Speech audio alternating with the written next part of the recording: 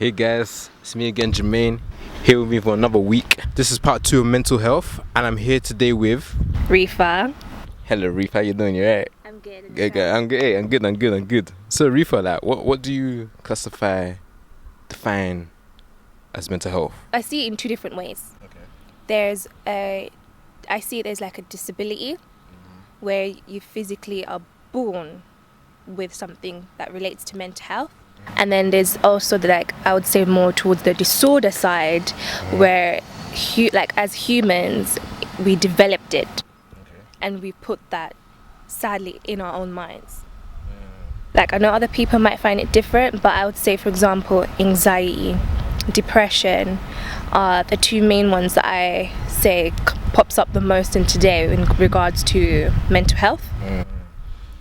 And that is all triggered by the mind, because you will suffer with it. You can diagnose yourself, but life experiences, life happens, which cause you to fall into these different stages of sadness, grieving, pain, and you just don't know how to process it, and then it ends up leading into you going a spiral mindset, and yet the mindset is something that we have to program.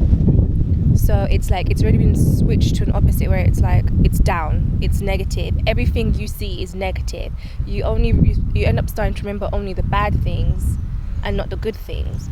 And then you feed off that even more and more and more, until you have to fight it and either seek help, or you need to train yourself to be positive again, speak positive affirmations, write things down, express how you feel at that current stage, and find realization that where you are in reality right now, like, okay, I'm okay right now, I'm safe. Take deep breaths and continue, because you're going to end up having a panic attack. For what reason? Of course, there's many reasons, however, it is controllable.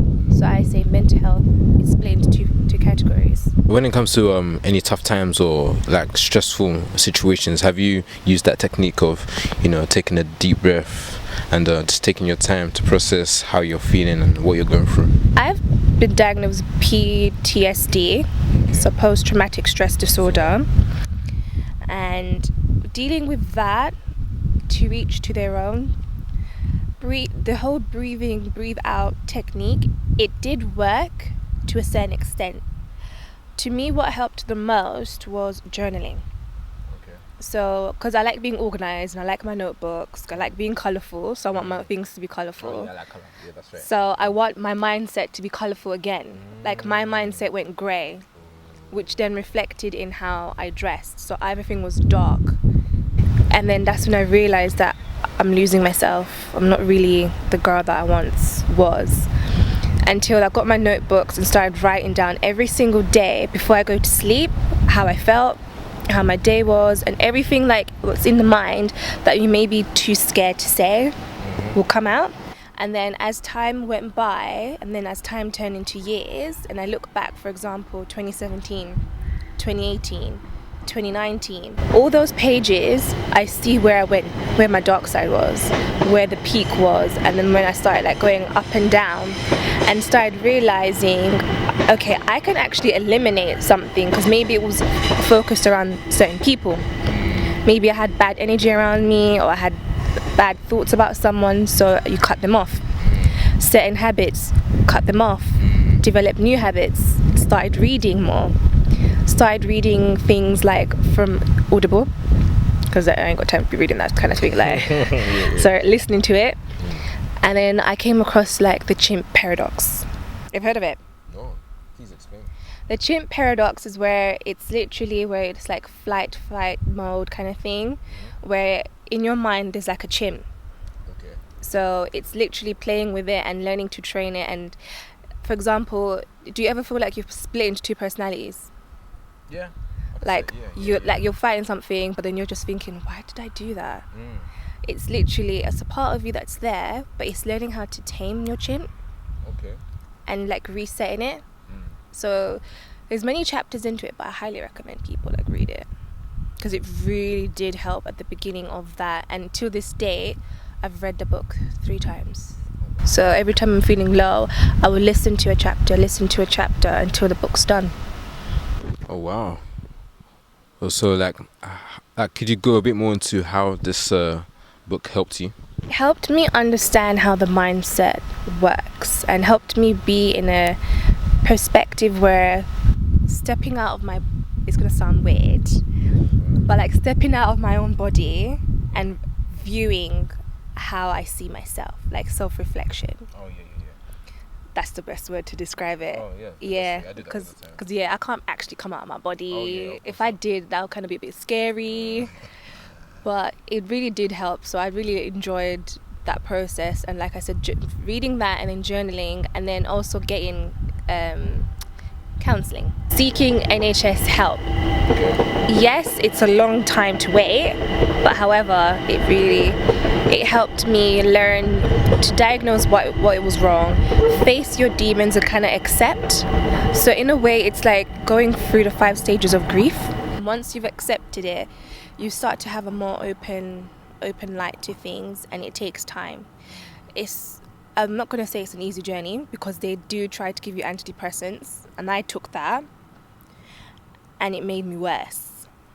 So for some people it works and some people it doesn't. I didn't want to rely on myself on medication. That medication will calm me down or bring me my happiness. So I was like, I can only do this for myself and get out of that dark frame of mind. No, that's amazing. I think that's quite inspiring to share what you've been through with people.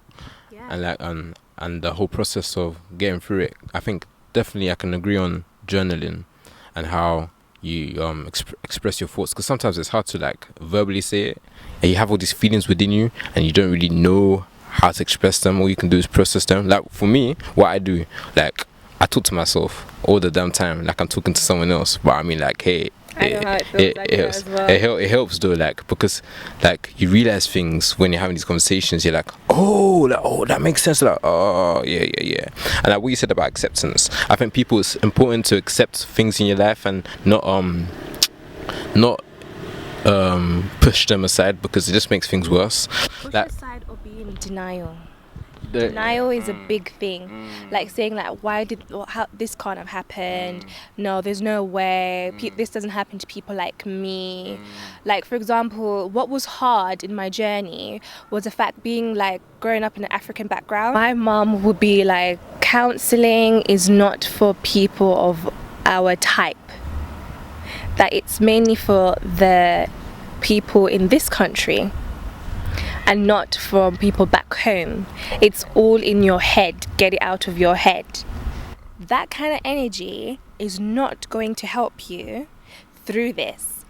A support system is helpful, but however, sometimes you just have to knock it out and just be like, they grew up at a different time than us, so they're in a different place. Yeah, and see, you know how I was saying about the whole journaling thing, like physically. Then I just started as I was starting getting more acceptance and more confident and starting to bring myself back, that's when the social media side kicked in me. And then that's when I decided to tell my story or go through my journey in a creative way through my stories or through my posts. And even on my site, I'll talk about certain things. And certain things which some people find private, I will just be like, you know what, there's so many people out there who are going through something. They're probably too scared to admit it to anyone close to them. But then I'll get people that I don't know slide in my DMs just telling me thank you and telling me what's going on with them, and just being that open, just for them to open up and just say and just give my opinion or something. If that one thing of me being brave helps someone, then I'm happy, because then I knew that they found confidence to confide in me and probably seek the help that they need or the confidence that they need. That's really inspiring to hear. I think it is important to open up to people so that we can show them that, oh yeah, I can relate, I've been through that. As a community, what do you think we can do to help each other with mental health issues? Check in on someone and see if they're okay. Literally, like it doesn't kill to send a text message and be like, yo, you okay? You alright? Just check in, because even the people who you think are the strongest, like, oh, they're cool, they got this. No, not necessarily. We suffer in silence, because I used to be that person where people think that I'm fine and I'll just be there thinking, yeah, I'm good. But you were suffering for 2 years and no one knew. So it doesn't help. So I'm not saying be too persistent on them, but just be there or meet up with people now and again, because it's all fun and games talking behind the phone, but sometimes by hearing the tone of voice, you can kind of indicate like they're not how they used to be, or something's up. Like if you know them, get that vibe, and if you get that vibe, just ask. And don't be too judgmental, because something small to you may not be small to others, because you may have been through something where you can handle it but someone else can't. So don't judge them through their journey, because you might end up setting them back even worse. And you don't want to be the person regretful that, oh my god, they did this because of blah blah blah, and you was a part of it and you didn't know. So be open-minded, and if people are suffering, let them be, but help them. But don't be too, like, patronizing, because that's not what they want. If you put yourself in their position, it's not going to go overnight. Try to eliminate the bad as much as possible. Those who are born with a mental health, it's different. That's what they know. That's who they are. Same principles. Don't judge them. Be there for them. But no matter if born or not, disability, disorder, we're still people. Just be caring and be understanding. Don't be too harsh. Do you think people that have friends or family members with mental health issues, do you think it affects them as well? And do you think it can help them improve their character in terms of being more caring to them and other people? Not necessarily. I don't think so, because you can't control other people. So you can have multiple different family members, everyone, or friends. Everyone's going to have different views, because at the end of the day, you need to be strong yourself, and whatever opinion others have, it shouldn't really define how you feel. I would say if it makes them feel a certain way, well, that's on them. Everyone's different. I'm more open, but I wasn't open. It took 2 years to become the person I once was again. I'm not saying someone will take them 2 years.